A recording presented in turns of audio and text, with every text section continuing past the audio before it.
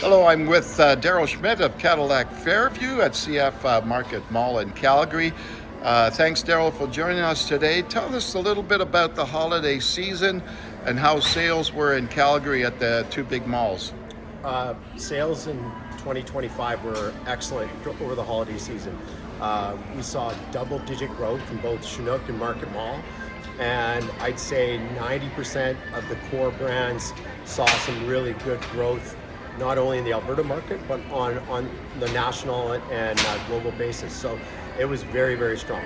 Did you see the sales starting strong at Black Friday and going all the way through? Absolutely, yeah. Black Friday started with a bang, and then we saw both traffic and sales continue to be strong through the holiday period, right up to New Year's, and that's set us up well for demand heading into the new year.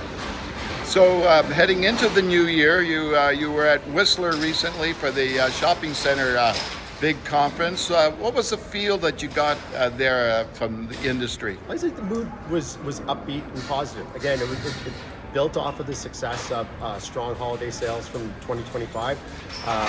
Most brands were bullish.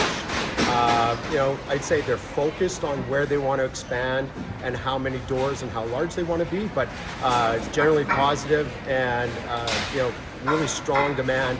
And I think it's driven off of two things. There's strong sales from last year, but also just a real lack of supply in the Canadian marketplace. So we're seeing, in our portfolio in particular, 93, 94% occupancy, and even more demand should drive it even higher towards the end of next year.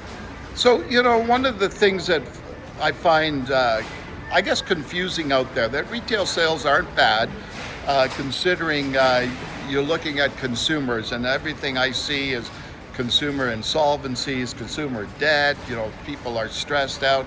What do you make of that? Well, you see a real bifurcation in the market. So there's been a lot of wealth creation with how strong the stock market's been in the last 12 to 18 months. So at the high end of the market and in the more premium goods, those consumers are actually wealthier and have made more money in the last 12 to 18 months, and that's driving productivity in the upper tier brands. And then you're seeing growth in the value brands as consumers who get squeezed on the other end are looking for better value, looking for deals, and so you're going to see a lot of growth amongst the TJXs of the world and the more popular price point brands as they appeal to that customer who's looking for a bargain.